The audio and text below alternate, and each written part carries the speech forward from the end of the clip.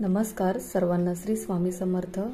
मी आहे कोमल वासलवार। आजच्या या व्हिडिओमध्ये तुमचं खूप मनापासून स्वागत आहे। स्वामींची छाया या चॅनलमध्ये तुमचं खूप खूप मनापासून स्वागत आहे। आपल्या आयुष्यामध्ये आपण कोणाला कुठली तरी वस्तू देत असतो, काही ना काही आपल्या आयुष्यात चालू असतं। तर आज आपण बघूया, चुकूनही दुसऱ्याला देऊ नका या तुमच्या 10 वस्तू। त्या पाठीमागे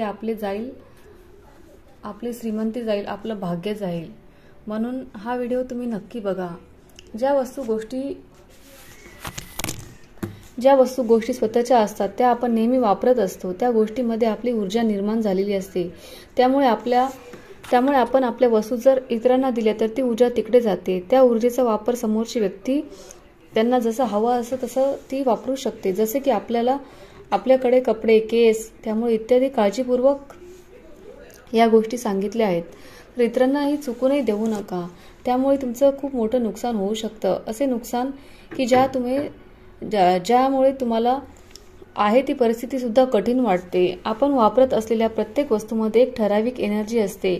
या वस्तूमध्ये सकारात्मक ऊर्जा असते तर काही मध्ये नकारात्मक ऊर्जा सुद्धा असते। आपल्याला जर जीवनामध्ये यशस्वी व्हायचं असेल तर पैसा, संपत्ती, ऐश्वर्य हवे असेल तर आपल्या अवतीभोवती आणि स्वतःमध्ये सकारात्मक ऊर्जेचा स्रोत निर्माण करायला हवा। आपल्या जवळच्या वस्तू काही इतर लोकांना देणे कटाक्षाने आपण टाळले पाहिजे। यामुळे प्रामुख्याने आपलं घड्याळ कधी कुणाला देऊ नये, कारण वेळ ही सर्वांची पॉवरफुल असते। जर तुमचे घड्याळ कोणी मागायला आले तर त्याला तुमच्याकडील घड्याळ कधीच देऊ नका, कारण घड्याळ देणे म्हणजे आपल्याला आपलं नशीब देण्यासारखं आहे। घड्याळामध्ये प्रचंड सकारात्मक ऊर्जा असते। आपलं नशीब हे त्या घड्याळाशी अगदी जोडलेलं असतं।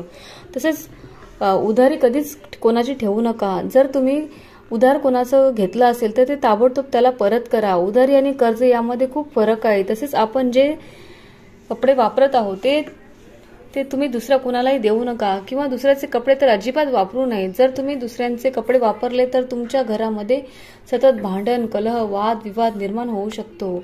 पुढची गोष्ट आहे ती महिलांसाठी खास। महिलांनी रात्रीच्या वेळी कोणत्याही व्यक्तीला दूध, दही, ताक अजिबात देऊ नये। आपण जर एखाद्या व्यक्तीला रात्रीच्या वेळी दूध, ताक देत असलो तर तुमच्या घरामध्ये वास्तुदोष नक्की निर्माण होऊ शकतो आणि त्यांचे तोटे आपल्याला सहन करावे लागतात। तसेच काही जणांना पेन, पेन्सिल मागण्याची खूप सवय असते। दुसऱ्याचा पेन अजिबात वापरू नका, कारण त्याने आपल्या लक्ष्मीमध्ये नक्कीच घट होईल। तसेच पुढील गोष्ट म्हणजे तुम्ही दुसऱ्यांचा रुमाल सुद्धा कधी चुकूनही वापरू नये आणि शेअर सुद्धा करू नये, त्याने घरात दरिद्री येते।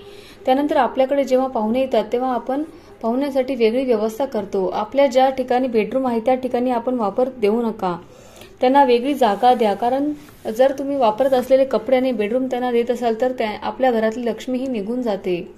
पैशाची चोरी किंवा लबाडीने पैसा कधी कमवू नका, कारण अशी लक्ष्मी आपल्याकडे फार काळ टिकत नाही, कारण हा कमावलेला पैसा तुम्हाला कधी सुख देणार नाही।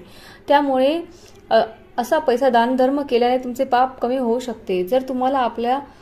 जर आपल्याला कोणी एखादी वस्तू भेट म्हणून दिली असेल तर त्याचा अवश्य स्वीकार करावा, कारण भेट दिलेल्या वस्तूमध्ये समोरच्या व्यक्तीच्या भावना व्यक्त असतात।